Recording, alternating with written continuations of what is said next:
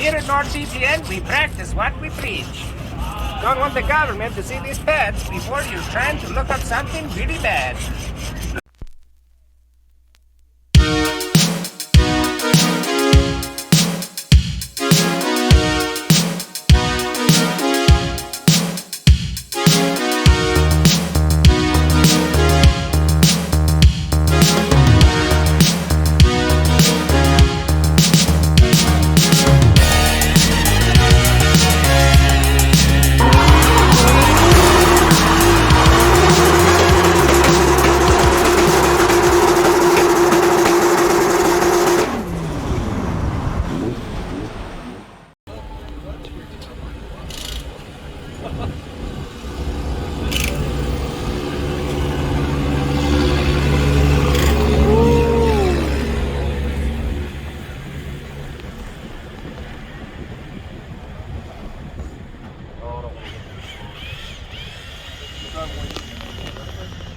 Oh, I'm about to just call y'all like, hey, we're Brandon. Where you at? Hey, Klutch, you having me? I just got the whole way here. All right, we're back at it again. Day 2, practice did not go well. If you want to see that, that's yesterday's video. Go check it out. We got a driver's meeting going right now. Got to prep the car a little bit. Doesn't need a whole lot, but it does need some work. But I'm gonna go to the driver's meeting before I get marked absent. Fluid and smooth, but on the wall.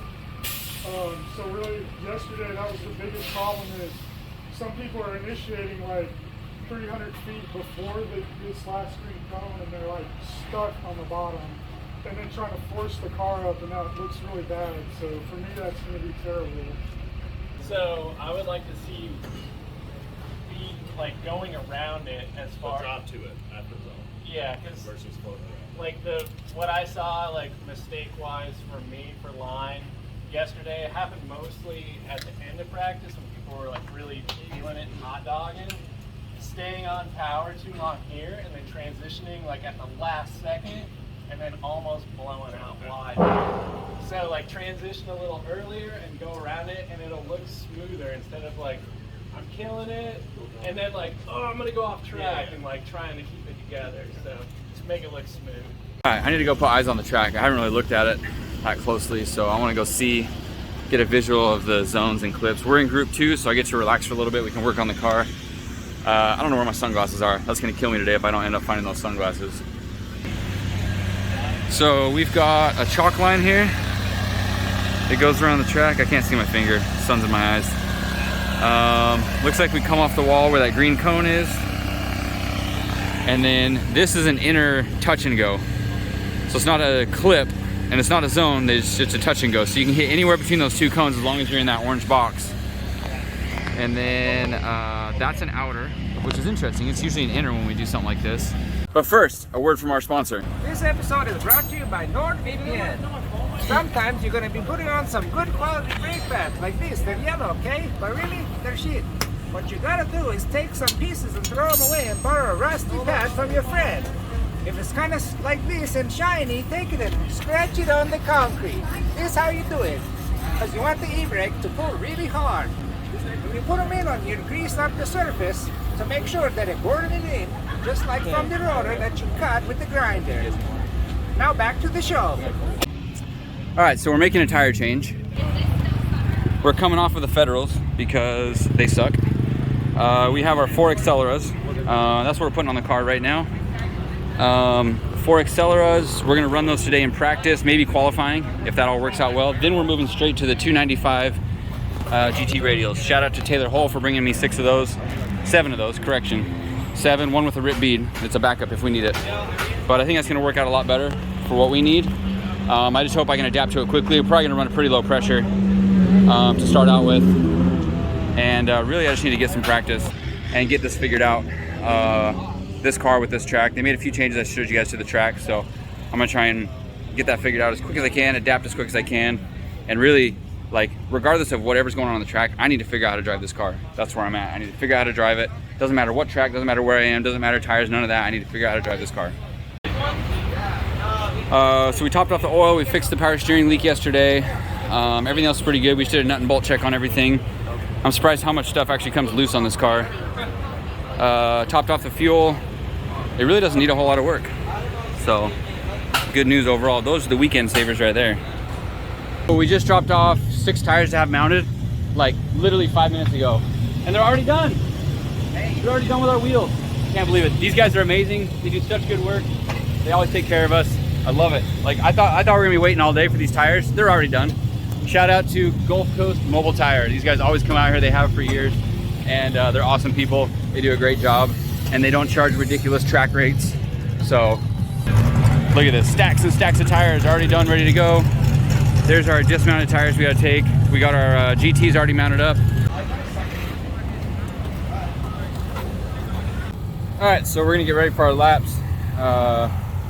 We got about an hour and a half of practice, and I need to get as many laps as I can to start getting really comfortable in this thing.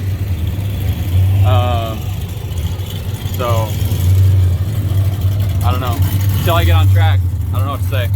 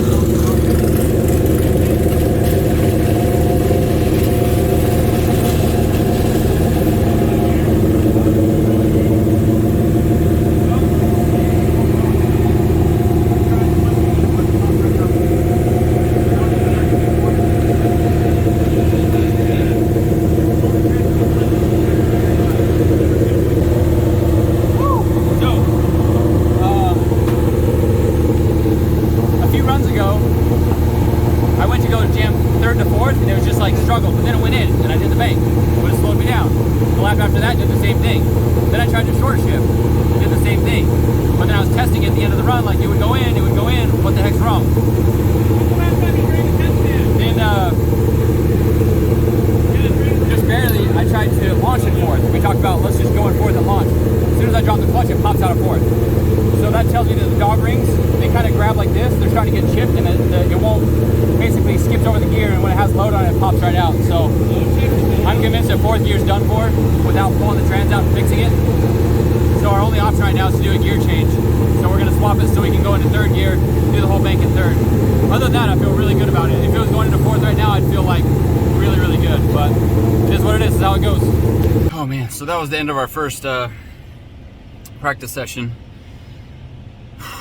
I got out of the car and immediately started talking to the camera, and like without taking a break, I like felt like I was gonna pass out. So now I'm sitting in the truck with the AC on. So that fourth gear problem, it's ironic because we had the same issue with Trenton's car here. Well, different issue, but wouldn't go into gear properly, but it's still a fourth gear problem, and it definitely messes with everything. So I'm convinced, I'm willing to bet money on it, that my diagnosis is accurate, that the dog rings are chipped on this transmission.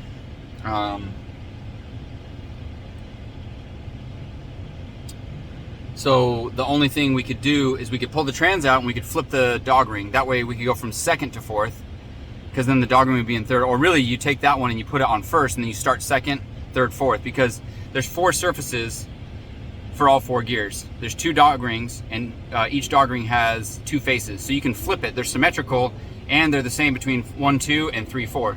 So you can take the 3, 4 dog ring, put it on 1, 2, so that the bad dog is facing 1, skip first gear so you're not using that bad dog, and then boom, boom, you got it all figured out. But we'd have to pull the trans, and qualifying's coming up, so I think the best bet is to sacrifice, put a different gear in, do a mediocre qualifying run, just to get in the show in that first pass, and then we'll work on fixing it before top 64. Unfortunately for us, we're running top 64 tonight, which means we don't have all night to fix the car. So we're gonna have to make a decision of what to do. Man, I don't know right now. I need to relax. I need a break. But that's the update for the moment. The boys are there working on the car. I think so.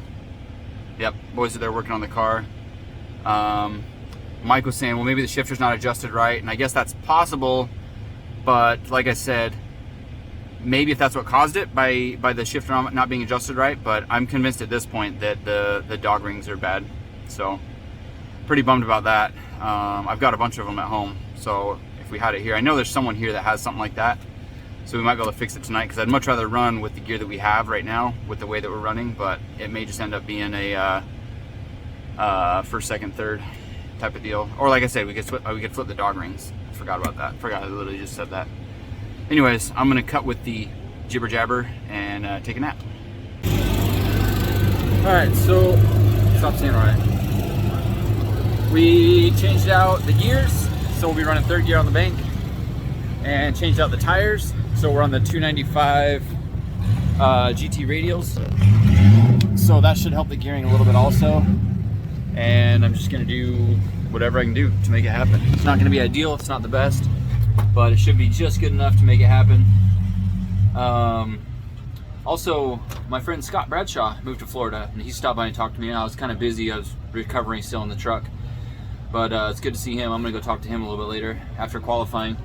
But I think we've been talking about it. We're probably gonna try and pull the transmission out and find a dog ring to fix it. That's gonna be our best bet. We gotta see who our battle's against in top 64. Probably get our top 64 battle taken care of, and then pull the trans out. So far, that's the plan. Coming up next, my qualifying run. Wish me luck. So Brandon Whitnick looks like he's going to utilize everybody else's car this whole season. So, whose car is he in? I think is that our very own Mike? Yeah, very own Mike Midyet's car. We've seen Nick Castleberry running this car. Right, and he actually let us know that he lost fourth gear. So we're on an untested gear change for this lap. He's running third gear right now. All right, keep it floored, third gear. Can he keep it up above that white line? Give it up for the king of one more time, Mr. Brandon Whitnick. This man always has a great time. How many times have we seen him get out of the car and just so excited he can't even stay in the car? Here he goes, rocket ship down. Look at that commitment. Nice throttle, third gear, slowing down a little bit. Third gear, bouncing it, staying up there. Good job, Brandon Whitnick, as he makes his way through the course. Talk about drivers having to switch chassis. He's switching a chassis every round, showing the skill and experience of Brandon Whitnick as he makes his way through that third outer zone. Little shallow, could have been deeper, but he's going to get some points on the board as long as he holds it together right here, and he does. All right, Brandon Whitnick getting a full pull as he makes his way through his first round of qualifying. My concern is that there's at least 2 sections of the course where there was a noticeable slowdown. Where's that? In the driving. So you see over here, he's getting high in the bank, making some corrections, and it looks like he just slows down a little bit to get himself up ready for the touch and go. He doesn't want to go way too wide, so he does hit that mark. You see, here's another point where he does slow down, gets back on the power to get himself around the course. Now, it does say that he's struggling to, it's not a car that he's used to. He's changing cars every time. So it's something that he has to work with to get acquainted with the car. And one of the things he's having to work with is a big turbo that is running in this vehicle. Right, so a bigger turbo doesn't mean it's not going to spool as quickly, so you're going to have that turbo lag trying to stay in the power. But Brandon Whitnick, showing the world-class driver that he is, able to jump in another chassis and put down a qualifying score. Hats off to Brandon Whitnick. I'm kind of curious, what car are we going to see him in next round? I almost want to take a survey. You know, what car do you think Brandon Whitnick will drive next round? Right now, he's in the nitrous outlet Nissan 240X of Mike Mediette, our very own close friend.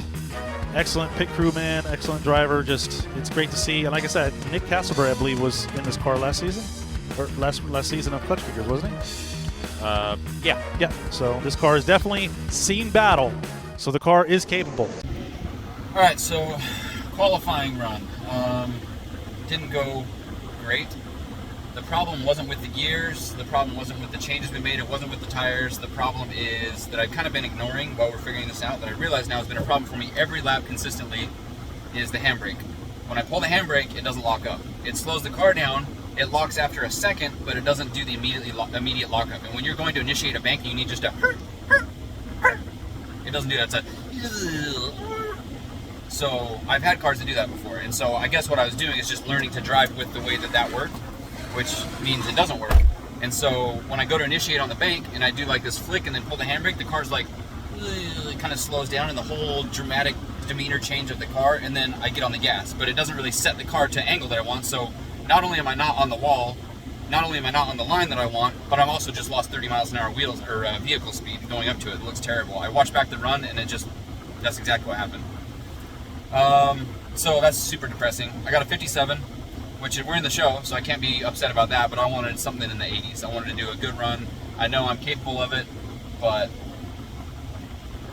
couldn't do it. So, and I never really had an 80-point run in practice, so I don't know why I thought I could do it, but I know that it's in me capability-wise, but I can't get this car to cooperate with the way that I drive. Someone else may be able to drive it way better than me, but not me, not now. Anyways, going forward, we're gonna hold the trans or no? We don't know yet. Maybe we should work on the handbrake instead. Maybe we should look for some new path. I don't know. I don't have an answer.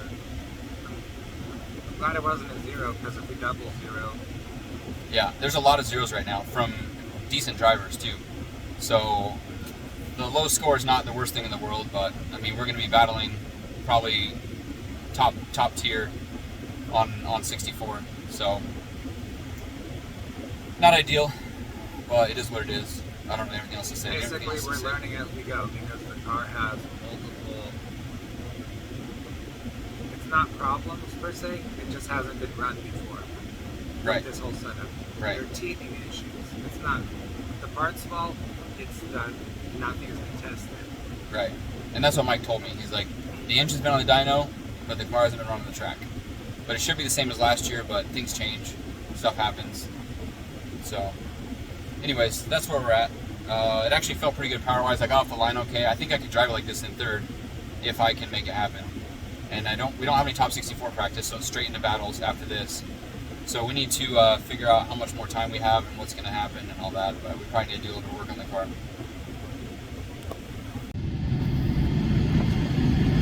What the hell's wrong with all these LSs? Thomas's car caught on fire. It's just smoking. Everybody's ran over there with fire extinguishers. I don't know what's going on with that. Last time he blew his motor and oiled down the track. He completed a lap this time. He just got a 56, but I hope his motor's not blown again. That's bad luck. I'm sorry. So we're trying to figure out something to do with the rear brakes. I think that's going to be our biggest problem. If we can get the rear brakes to lock up, that'll solve, I think, a lot of the issues for initiation. So wheelers, we're going to run into town and grab pads. But then the Monster guys grab pads off our car. Hey. So Paxton and Colton are down here pulling parts off this car, so that we can run them. If they're working on this car, they should work on the other car, right? Yes.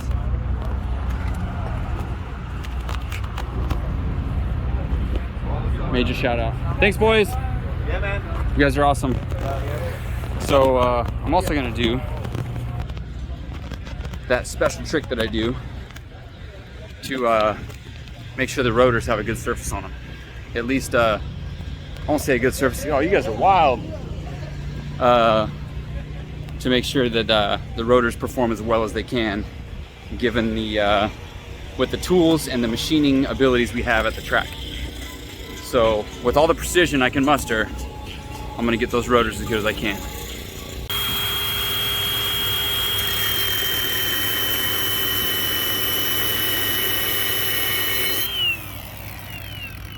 I've been practicing this technique for years. Any of the guys that have ever worked on my shop can tell you that this is a tried and true method that I've been perfecting just for this moment in time. I just hope it works.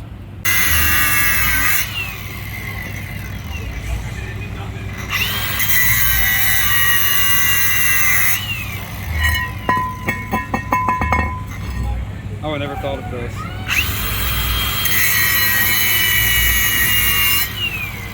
I've done it before a few times. All right, so 8 minutes? Okay, driver's meeting. So we got the slots cut in it. We got the Monster pads, is what we're gonna call them now. And I think it's gonna make a big difference. I'm over here like just doing my thing, and Paxton is spraying his hands off. Paxton's spraying his hands off with brake cleaner to clean a bug wound. He got bit by something, and first thing he goes for is brake clean to spray it out. You're wild, man. You're wild. So just looking at the scores and doing some quick math on it, I think we're up against Steve Bergstrom. I wish I knew off the top of my head who that is. I'll probably recognize as soon as I see his car or his face. But we're waiting at the driver's meeting to find out what's going to happen. Get the layout. There's going to be a lot of buy runs, so we're trying to decide, are they going to run all the buy runs tonight? Like a lot of buy runs. Or are they going to skip those and only do the battles? Some people might get buy runs, some people have to stay. We don't know. That's what we're going to find out right now in the driver's meeting. Yellow cones are, so it's going to be a tiny bit shorter. A lot of people were shutting down before they crossed over the finish. And it's a little narrow, so we want you to stay on throttle with the car at angle going across the finish line. You could do it here, but it gets a little sketchy with the wall when people are flying, so we're just going to shorten it a little bit. Everybody good with that? Finish line. Yeah, but you still need to be at angle when you go through it. It's just going to be shorter. Yeah, to the left. Out all the way? Not all the way, just through the gate. Once you go through the gate, start unwinding your car. If you have to transition, you have to transition. Don't crash into the wall, but also don't slam the brakes because someone might run over you. All right, so I was wrong about the bracket. Just checked. The bracket's finally live, so we're up against Brad St. Germain. I know the name, but I can't think of what car he has, so I gotta go figure that out. We're trying to decide what tires we're gonna use. Since we kind of have limited selection here, we got to make some wise decisions on what we're going to do. So I'm going to go figure that out, and then we'll make a decision from there. So the blue Corvette is the car that we're going against. He's been driving today. I actually watched a few of his runs, and it's kind of like us. Sometimes he's on, sometimes he's off. You know, I think that's a new car for him to be driving. So it's good to not go against someone who's got a car that's been in it for 10 years and they know exactly everything about it. So we're on a similar playing field where we're both trying to figure out the car. So it's going to come down to a battle of who can do the better sketchy run. We were just talking about it, and so hopefully we can do well. But like I say, every run's different for me. Like I don't have anything dialed. I don't feel confident at all. I just hope I can make it through this battle so we can pull the trans tonight and work on it. And I don't want to do that. So I got to go break the pads in. So I'm going to go run this car up and down the road, pulling the handbrake, getting some heat in there, and see if anything changes.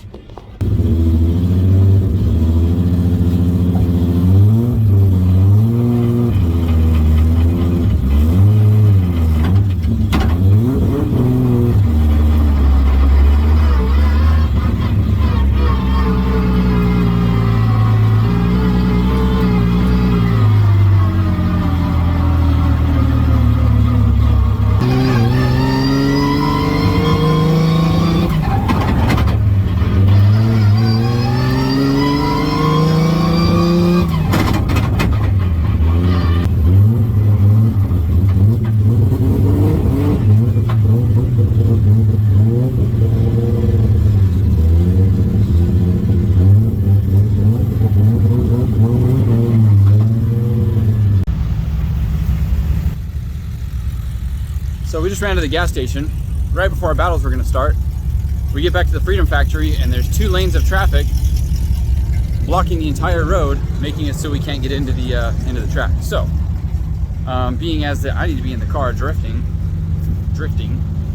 I now have to walk 1.5 miles to get around all these people to get all the way back to where we came from, because probably shouldn't have left the track. They got a drag racing event going on, and that's making it nearly impossible to do anything here. So it's literally like a mile, like literally a mile. But at least I got my icy with me. So I'm running down the road, and then what's your name? Aaron Goldsmith. Aaron got through and he honked. He's like, hey, you need a ride? I'm like, I do need a ride, we're late. And so here we go.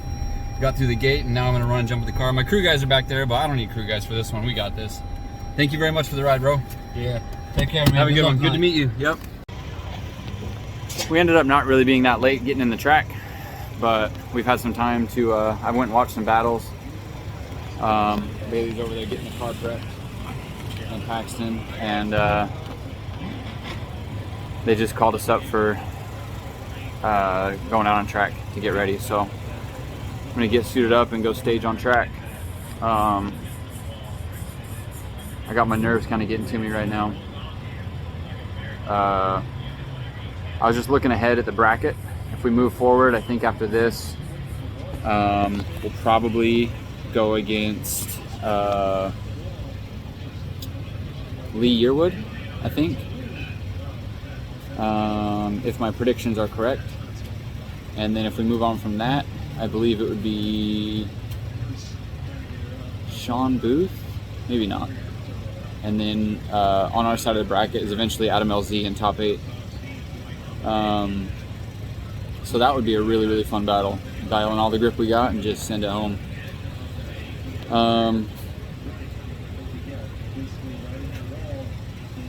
So yeah, I'm just trying to keep calm here. I don't usually get like this, but I got just weird feelings going on right now. I don't know. So you have Brandon Whitnick in that black S14 nitrous outlet, going to lead. Bradley St. Germain, is that? Yeah. And that shift was a shift culture.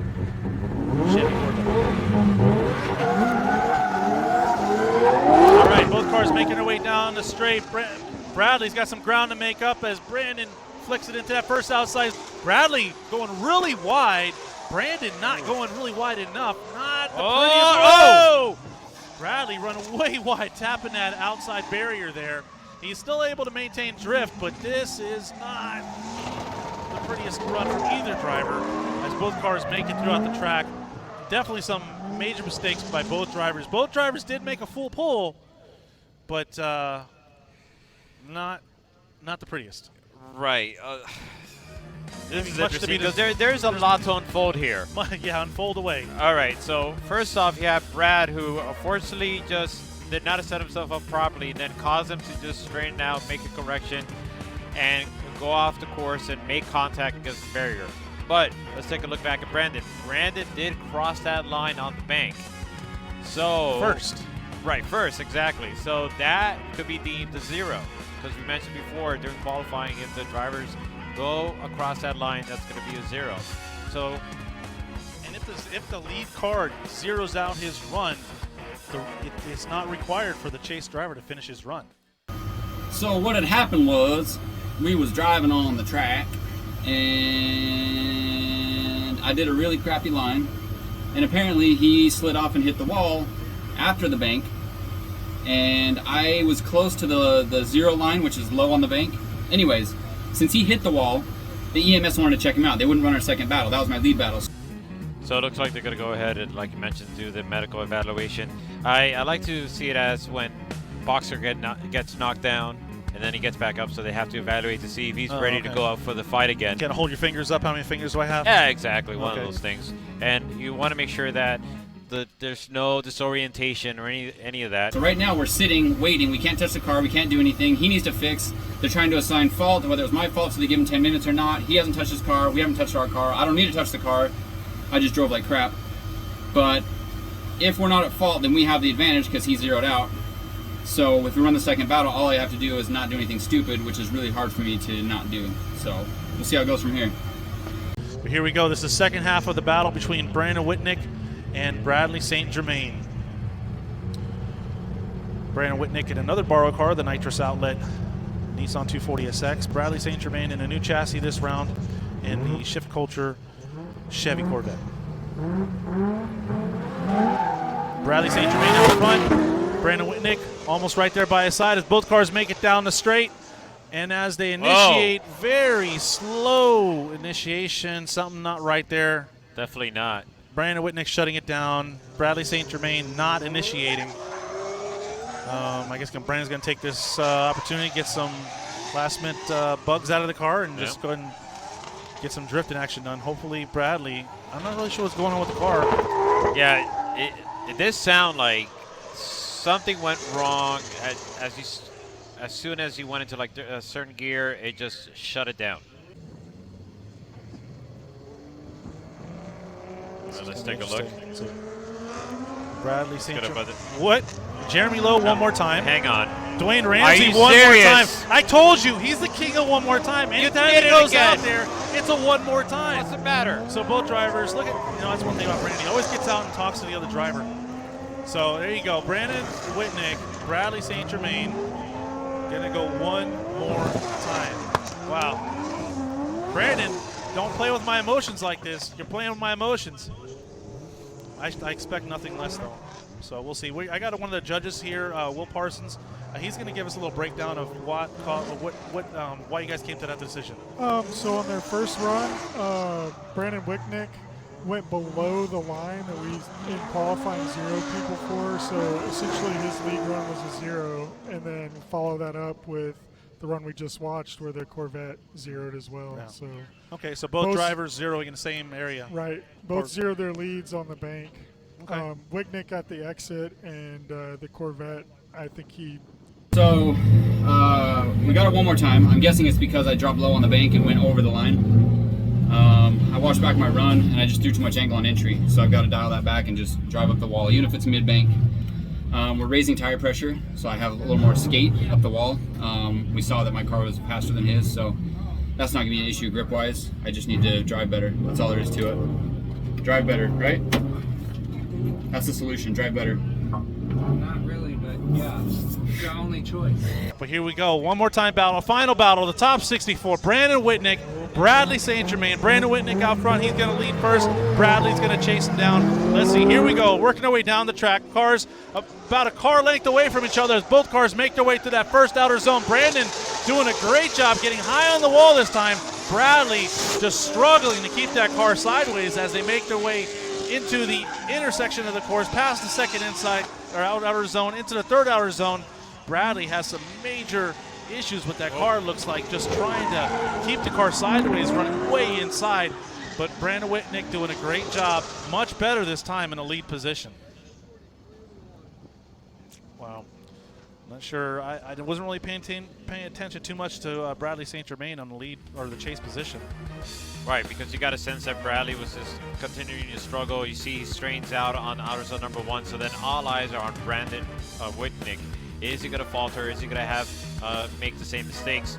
And fortunately for him, he doesn't. He's able to actually get to the zone where he needs to be. But it looks like, though, he goes in a bit too deep on outer zone number 3, drops the tire, but not the same level of mistakes that he was making on the first battle. Yeah, Brandon Whitnick definitely stepping it up this time around. Like you mentioned before, the man has done one more time battles than any other driver in Clutch Kickers. We know him as a king of one more time. You know, as a driver going against a driver like Brandon Whitnick, that you're going to have to give it your all. So you got to be at 100%, and your car has to be at 100%. Unfortunately, it didn't look like Bradley's car was at 100%. He just looked like he was struggling to keep that car sideways. I know he's learning a new vehicle now, but still, it seemed like a little more than that was going on. Now, drivers are swapping positions. So can Bradley get that car sideways around that first outer zone? I'm sure in Brandon's head, he's got to keep that into consideration. If he has a spotter, I'm sure they're feeding intel to him. But here we go. Bradley St. Germain out front. Both cars working away. It does look like Brandon's giving some cushion to Bradley St. Germain. Bradley St. Germain very shaky on entry, dropping down below that line. And that may have just been enough to just hand the victory over to Brandon Whitnick. Bradley St. Germain is still trying to maintain drift and work his way through the course. Brandon catching up, giving him some cushion at first, but as I mentioned, Bradley dropping a tire below that white line around the first outer zone may have just disqualified himself and gave himself a 0. Right, and it's going into the first outer zone. Bradley just much slower pace compared to Brandon, and so he just ends up falling, crossing that line onto outer zone number 1. So at that point, you could say that sealed the deal for him. Brandon just needed to just keep the drift going, and he does so. And it's just unfortunate to see Bradley, yeah, just struggle like that. Well, Brandon, if he's able to edge out this victory, which I'm pretty confident he will here, he'll be in top 32 battle competition tomorrow, and I'm sure we can see several one more time battles of him tomorrow. And there you go, the unanimous decision. Brandon Whitnick will advance on to the top 32. And like a show class, he always comes out and wants to just congratulate and just check on his fellow driver, Brandon Whitnick. Congratulations. All right, so that was the last battle. Oh man, one more time. And like, I even talked to the guys earlier. I said, if we get a one more time, you got to announce it, because like I always get one more times at this track. It's kind of wild. But after the run, who came up and saw me? My buddy Scott. What's up? He's been kind of hanging around today, and I've been super busy, but I finally got to talk to him for a minute, and I haven't seen this guy forever. Got facial. You're all grown up. He's all grown up. Moved to Florida. Oh man. I'm coming next. I'm coming down to Florida. Good. Welcome. Yep. All right, we'll see you guys tomorrow. Thanks for coming, guys. It's awesome to always have. This is my friends from Utah, and they all moved to Florida to get away from Utah, and they always come visit. So it's always good to see them here every time they come. Scott's a first timer because he just moved here. Anyways, we were talking about what to do with the trans. I think we're gonna leave it how it is. Mike really doesn't want me to break it, so if we do break it, I've got the parts to fix it. I'll ship out. We're gonna take the risk because I just did 4 laps like this, which is more practice than I've had with this setup than anything else, and so I'm kind of just gonna stick with what works right now. Because anytime you start fixing something, you pull the trans out. What if you break a bolt? What if this happens? What if that? What if the slave cylinder comes apart? What anything, you know? So I don't want that to happen. So we're gonna leave it alone. I do remember I started feeling some vibration on that last lap. I need to check that out if it's something with the crank pulley, if it's something with the clutch or the flywheel or something like that. I forgot, that felt really weird. I didn't like it, so you need to check that out. But other than that, tomorrow we're battling Eric Conkling. The winner of that battle goes against Sean Booth, I believe, or Nick Ward. Sean Booth or Nick Ward. And then after that, we'll most likely be against Adam LZ. Whoever comes on top of that battle, me or Eric Conkling versus Sean Booth or Nick Ward. Anyways, it'd be funny if I went against Nick Ward, because we've already battled once. Anyways, oh man, I am beat. Everyone put in a bunch of work today to get this done and get it working. And the car, I'm not going to say the car's great right now, but we're getting there slowly, right? This is the growing pains we talked about. This is why I agreed to come do this, is because we were going to figure it out alongside Mike, and we're figuring it out slowly. I'm definitely not in the zone. I'm not in the pocket, not feeling great, but I mean, you start getting momentum once you get a win. It just wasn't a great win. You know, it's always good to get a win where you're like, man, I really drove better than that guy. Well, I didn't drive better than that guy. His transmission broke. I went off track. I dropped a tire, then he did something. I gapped him. It's just like all this stuff going on, and like none of it was like really, really good, solid, like I won, clear victor kind of battles. It was just kind of trash driving with broken parts, and I ended up being the victor. So I'm gonna stop rambling. All right, we had to come to Advanced Auto Parts to grab some parts. Let's see what we can get. Check this out. If only I had my truck here right now, we'd be in business, 100% in business. It is the end of the night, and this is the end of the video. And this is how I start the end of the video, is by pretending like I'm talking about something, but really I'm just trying to close the video. But in all reality, I'm at the hotel room. Colton and Bailey went back to the track. There's still a line all the way around the block of cars trying to get into the drag races down there at the facility. And when we left there's literally like 1.5 miles of cars outside of the, like, blocking the road, and there's like no way we were getting back in there. So we went and bought oil, came back to the hotel for a minute. They left me here. They went back once that stuff chilled out and cooled down so they can finish that up. Bailey told me I need to go to sleep because I need a good night's sleep so I can drive tomorrow and perform, and I did not sleep well last night. But I'm just trying to finish up this video and all that stuff. And I find myself in the hotel room with one pair of clothes left for the weekend, nothing to get on the airplane with. I'm not gonna have time tomorrow, so what did I do? I threw my clothes in the bathtub with some shampoo and some soap and some hot water, scrubbed it around, and wrung them out, and I was worried it wasn't gonna dry in time. So it seems like every hotel room has an iron and an ironing board. Anyways, while I dry my clothes, I'll finish up the video. Things went pretty well today. As you guys saw, like, it's not even hot. Ooh, there we go. Now it's working. Anyways, as I was saying, things actually didn't go well today. It went well in the aspect that I won the battle, but not the way I like to win it. But all that stuff aside, like, a win is a win. We're moving on. We got more work to do tomorrow to win more battles. And you know what?